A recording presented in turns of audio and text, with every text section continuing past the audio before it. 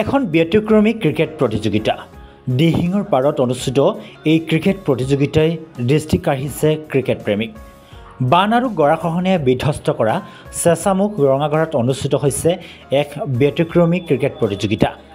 বিগত বৰ্ষৰ দৰে এইবাৰো দ্বিতীয়বাৰৰ বাবে ৰঙাগড়াৰ হৰিমন্দিৰৰ সাহায্যত আজিৰ পৰা অনুষ্ঠিত প্ৰাইজমানি ক্ৰিকেট প্ৰতিযোগিতাখন উদ্বোধন কৰে ডিব্ৰুগড় নগৰ উন্নয়ন প্ৰাধিকৰণৰ অধ্যক্ষ অসীম হাজৰিকাই। স্থানীয় ৰঙাগড়া খেলপথাৰত অনুষ্ঠিত ক্ৰিকেট প্ৰতিযোগিতাত অংশগ্ৰহণ নগৰ উন্নয়ন প্ৰাধিকৰণৰ অধ্যক্ষ অসীম হাজৰিকাই খেলৰ জৰিয়তে নিজৰ প্ৰতিভা বিকাশ ঘটোৱাত উল্লেখনীয় পদক্ষেপ গ্ৰহণ কৰিবলৈ নতুন প্ৰজন্মৰ প্ৰতি আহ্বান জনায়। ইফালে DDAৰ অধ্যক্ষ অসীম হাজৰিকাক গুমৰাগ নৃত্যৰে আদৰি অনা হয় খেলপথাৰলৈ। খেলপথাৰৰ পিটছত নাৰিকল ভাঙি শুভাৰম্ভ কৰাৰ পিছতে লাইবিল আৰু পানীমিৰি গাঁৱৰ মাজত অনুষ্ঠিত কৰা হয় প্ৰথমখন ক্ৰিকেট খেল।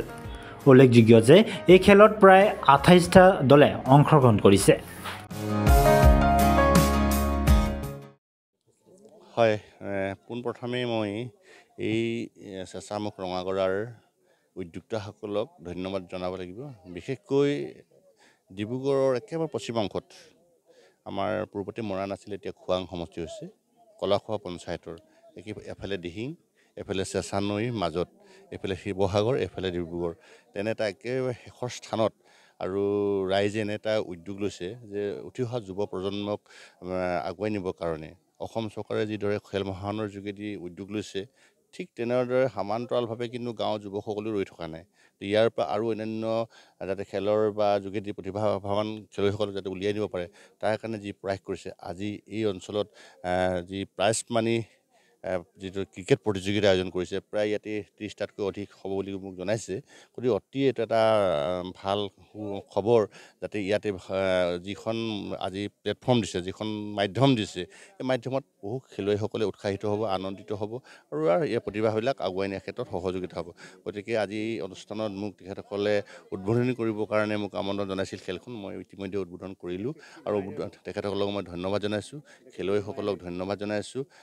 ভৱিষ্যতেও যাতে এনেধৰণৰ খেল পাতি থাকে, বিভিন্ন ধৰণৰ খেল পাতি থাকে আৰু ৰাইজকো আহ্বান জনাইছোঁ যে সকলোৱে যাতে সহযোগিতা প্ৰদান কৰে উদ্যোক্তাসকল, তেতিয়াহে আমি এখন সমাজ সুন্দৰভাৱে আগুৱাই নিব পাৰিম। আৰু ভূপেন দাই কোৱাৰ দৰে এই পৃথিৱীৰ এক ক্ৰীড়াংগন, ক্ৰীড়া হ'ল শান্তি প্ৰাংগণ, অৰ্থাৎ সেই কথাখিনি এই অঞ্চলৰ ৰাইজৰ মাজত প্ৰতিফলিত হৈছে। কাৰণ বিভিন্ন জাতি জনগোষ্ঠীৰ মাজত যিটো সমন্বয়, যিটো বাৰ্তা, সেই বাৰ্তাটো ইয়াত পৰিলক্ষিত দেখা পাইছোঁ। আৰু খেলৰ যোগেদি সুস্বাস্থ্য অধিকাৰী হ'ব পাৰি, এখন সমাজখন আধ্যাত্মিক বৌদ্ধিকভাৱে আগুৱাই নিয়াৰ ক্ষেত্ৰতো ই সহযোগিতা প্ৰদান কৰে। গতিকে আগন্তুক দিনত এই অঞ্চলৰ ৰাইজে এনেধৰণৰ অনুষ্ঠান পাতি থাকিব, তাকে মই আহ্বান জনাইছোঁ। মোৰ ঘৰ ওচৰতে, মানে চেঁচা নদীখন পাৰ হ'লেই পায় মধুপুৰ বুলি কয়। গতিকে অতীততেও আগতে মই এতিয়া খোজকাঢ়ি আহিছিলোঁ ইয়ালৈ, গতিকে খুব ভাল লাগিছে। এটা পুৰণা এটা স্মৃতি মোৰ মনত পৰিছে। ইয়াতে খোজকাঢ়ি আহোম পথাৰলৈ গৈছিলোঁ, শিৱসাগৰলৈ, খুব ভাল লাগিছে এই পৰিৱেশটো, সকলোকে লগ পাই। ইয়াততো ক'বলৈ গ'লে এখন গাঁৱত আমি সকলো এইখন গাঁৱৰ পৰা আমি শিকিবলৈ বহুত কথা আছে, বহুত জানিবলৈ আছে এইখন গাঁৱৰ পৰা। কাৰণ এনেকুৱা সৰু এখন গাঁৱত ইমান ধুনীয়া এখন খেলৰ বাতাবৰণ সৃষ্টি কৰিছে, ইমান ধুনীয়া খেল এখন অনুষ্ঠিত কৰিছে। ইয়াত আপোনাৰ যিখিনি ইয়াত আমি দেখিছোঁ, ইয়াত দেখি পাইছোঁ, যি মানে গাঁওখনৰ একেবাৰে ফিল্ডখন আপোনাৰ গৰা কিনাৰতে, আৰু গৰাও বহুত খহনীয়া হৈছে ইয়াত। আৰু আমি ইয়াত আপোনালোকে আহোঁতে গম পাইছে চাগে, ইয়াত ৰাস্তা পদূলিও বিশেষকৈ এখন গাঁৱত উপলব্ধ নাই। গতিকে ৰাস্তা পদূলিটো এইখন গাঁৱলৈ চকু মেলি চাব লাগে বুলি আমি ভাবিছোঁ। কাৰণ এইখন গাঁৱত কি হৈছে, আপোনাৰ শিক্ষাৰ ক্ষেত্ৰত আপোনাৰ ইয়াত বিদ্যালয়খন আছে, কিন্তু আপোনাৰ এই যাতায়াতৰ কাৰণে কিছুমান অসুবিধাৰ সন্মুখীন নোহোৱাও নহয়, বহুত অসুবিধা হয়। কাৰণ মেডিকেল যোৱাৰ ক্ষেত্ৰৰ পৰা, স্বাস্থ্য পাতিৰ ক্ষেত্ৰৰ পৰা ইয়াৰ পৰা মানে বহুত অসুবিধা হয়।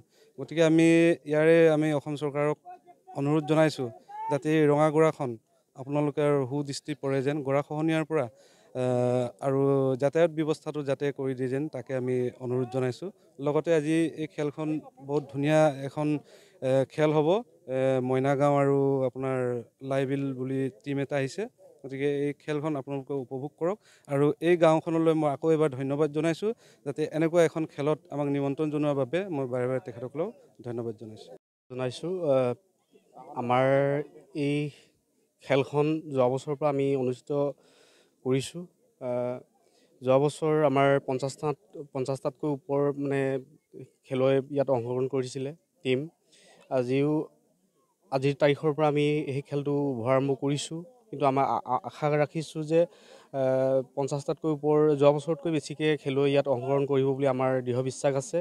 আৰু অসম চৰকাৰক এটা কথা ক'ব বিচাৰিছোঁ যে ইমান ভিতৰুৱা অঞ্চল, চৰকাৰে যাতে আমাৰ সেই ভিতৰুৱা অঞ্চলবোৰৰ বাট পথ আৰু যাতায়াতৰ সুব্যৱস্থা কৰি আৰু ভৱিষ্যতলৈকে আমি ইয়াতকৈ ডাঙৰ এটা খেল পাতিবৰ কাৰণে আমাক উৎসাহিত কৰিব বুলি চৰকাৰক শেষৰবাৰ অনুৰোধ জনোৱা হৈছে আৰু